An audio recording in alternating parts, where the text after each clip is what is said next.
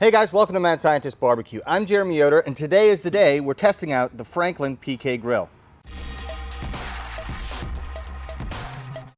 So to do it right, I made sure to get the Franklin steak book, and I'm going to follow his advice because if this is his grill, I want to do it his way and see what the results are like.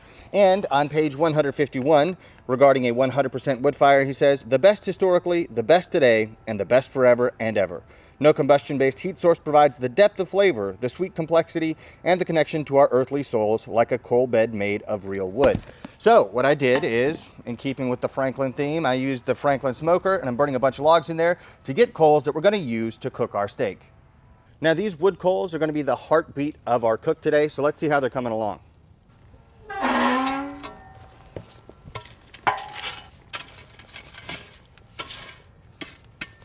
So these coals are almost where we want them, and let me just tell you right now, they are extremely hot.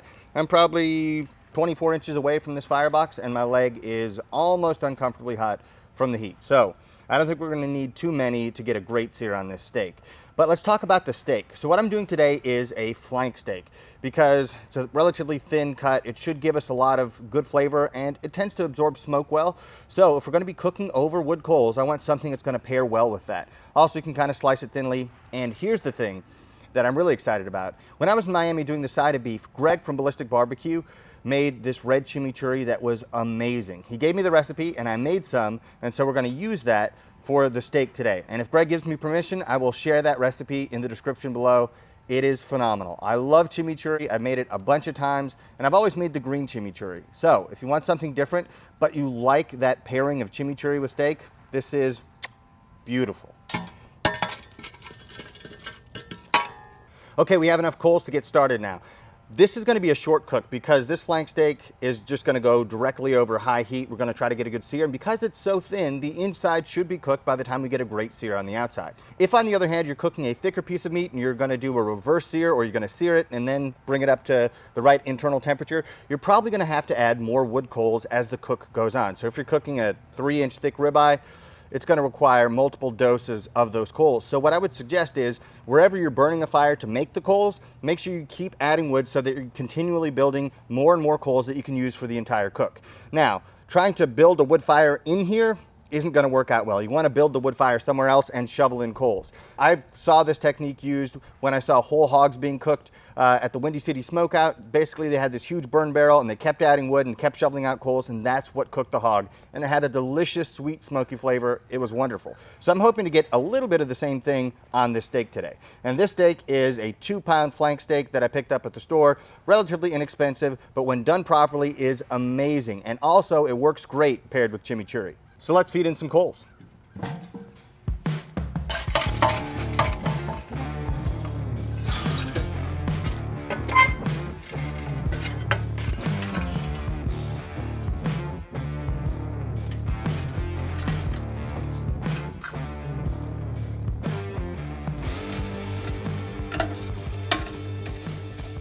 Also, I love this fire poker tool that came with my birch barrel.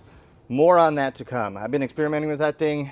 I love it. At first I was really skeptical, but it's really cool. Anyway, if you don't have a fire poker, it's good to have one. That's definitely what I'm going to use here because these things are screaming hot. I can't leave my hand there for very long. Also, I'm making use of that rack on the front, putting some tongs there because that's the only way I'm going to get close enough to this thing to turn it around. I'm not using a fork, anything like that, because I don't want to turn my whole hand into a huge blister. Oh yeah. Whew. Before we get any further in today's video, I want to thank today's sponsor, Hone. You might not know this, but men's testosterone decreases by about 1 to 2% per year. What's more is that today, men on average have about 25% less testosterone than their grandfathers did at the same age. Low testosterone can cause myriad health problems, including poor sleep, lack of energy, inability to focus, loss of muscle mass, general fatigue, among many others.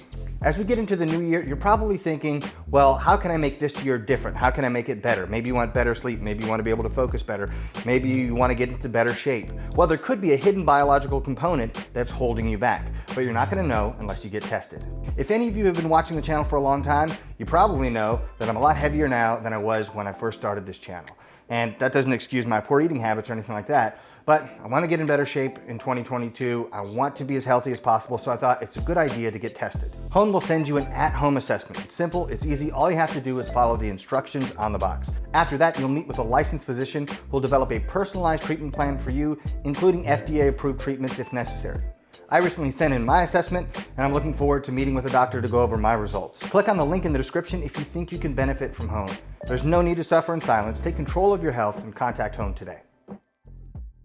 Because this is so thin, I'm not gonna close the lid or anything like that. I'm gonna work on getting a sear, and at that point, this thing is probably gonna be done. I'm looking for something in 127 to 130 internal. But the sear is gonna drive heat into the middle of that cut, and the thinness means it's gonna get there really fast. One thing about this steak is that I pre-salted it because I want that salt to penetrate, because salt makes everything taste better, especially when it gets deep inside the meat. Now, if you're doing barbecue and you're gonna give a brisket 16 hours to cook, then you don't really need to pre-salt, at least in my opinion, because over that course of time, that salt will penetrate, and especially at the elevated temperatures at which that brisket is gonna be cooking for a long time, that salt's really gonna diffuse quickly. So, salt your steaks beforehand, then grill them. Anyway, this one's got just salt and pepper on it. It's time to get it on. It's a good sound. Ooh, that's hot. Wow. Jeez, I think I literally singed some of those hairs on my finger. Wow, that's hot. Wasn't even close to it.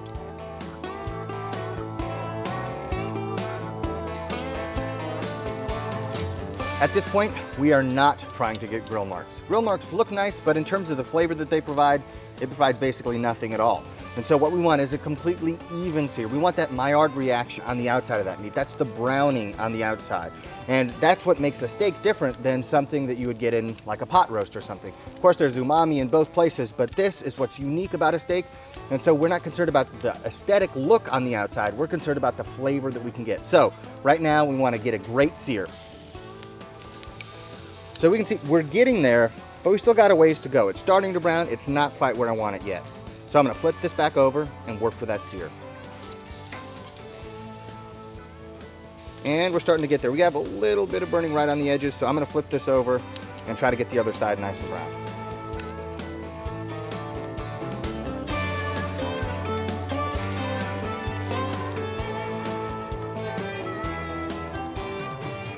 With doing high heat grilling, it's the one time where it doesn't really hold true if you're looking, you're not cooking.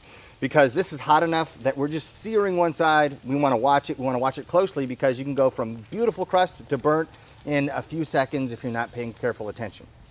And then one last thing is, you wanna make sure that the outside of the meat is dry, because water has a very high specific heat capacity, which means you have to add lots of energy to raise its temperature. And then it's got a high heat of vaporization, which means you have to add a lot of energy to vaporize it and turn it into a gas, and then it leaves. So what you want to do is make sure it's dry so that you get that Maillard reaction and you don't have that water on the outside of the steak kind of boiling, and you get kind of a boiled meat taste rather than a seared meat taste. So if necessary, pat your steak dry beforehand. All right, let's see how we're doing here. Still pretty low, 87, 86. Also, if you don't have a thermopen, you need to get one. I've actually had companies, like other thermometer companies, reach out to me and say, hey, we want to pay you to promote our brand. And I said no, even though it would have been financially beneficial for me to say, yeah, absolutely, give me that cash, simply because they're not as good. So the thermopen is the best. It has been, it will be. What you need to do is, if you value the money that you spend on the meat that you're cooking outside, get a thermopen. You're far less likely to mess it up. Now, I do have an affiliate link with ThermoWorks, so if you click on the link in the description, that helps me out. But I'm working with ThermoWorks simply because I think that they're the best.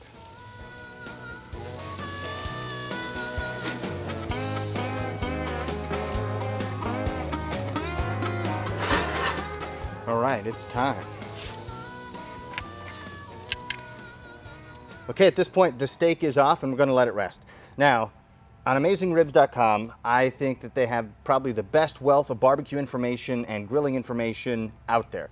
But here's one where I think I disagree with them a little bit. I think that giving steak several minutes to rest is actually beneficial. It allows everything to kind of cool off. There's no parts that are super hot. I just think it improves the quality of the product. And also, when you slice into it when it's crazy hot, it will lose more moisture on the plate. Now, is it a huge difference? Could I slice this thing up right now and it would still taste good? Yeah, I'm sure I could.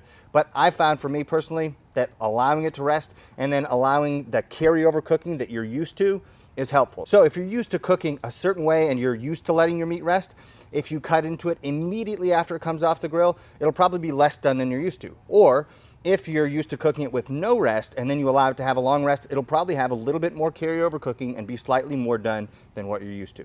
But I got it here on this tray. I'm gonna let it cool for a while, and then we're gonna slice it up and give it a try, along with that chimichurri. And I texted Greg from Ballistic BBQ, and he says, feel free to share the recipe. So you guys, check out the recipe in the description. It's the best chimichurri I've ever had. Thank you, Greg.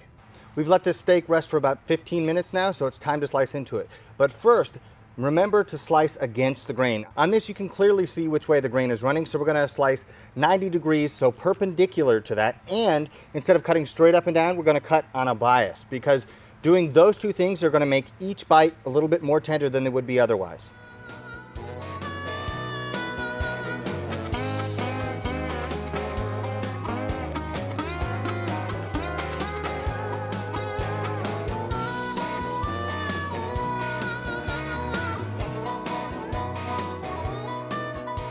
Now, before we add this delicious chimichurri, I need to see what kind of flavor we were able to get on this steak without any extra flavorings from this delicious sauce. So I'm gonna take a bite of that first. Here we go. Smells really good. All right, let's see if we can taste smoke.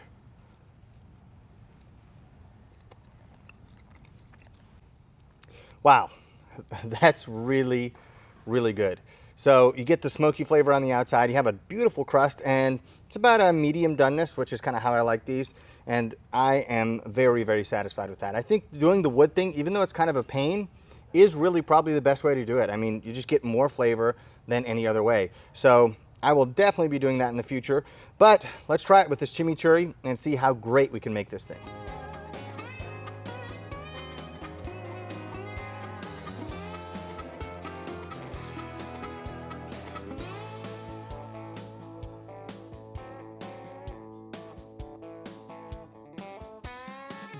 Okay, flank steak with chimichurri.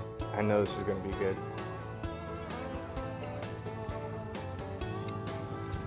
Man, that's great. The richness and flavor of the steak is really counterbalanced by the acid in the chimichurri, and it's like a flavor explosion. If you love chimichurri, make this stuff. I guarantee you're going to be happy with it. So I made this for my family, and they loved it, loved it. And it actually made me feel bad about the chimichurris I've made in the past, because they were talking about how amazing this one was. But check out Greg from Ballistic BBQ.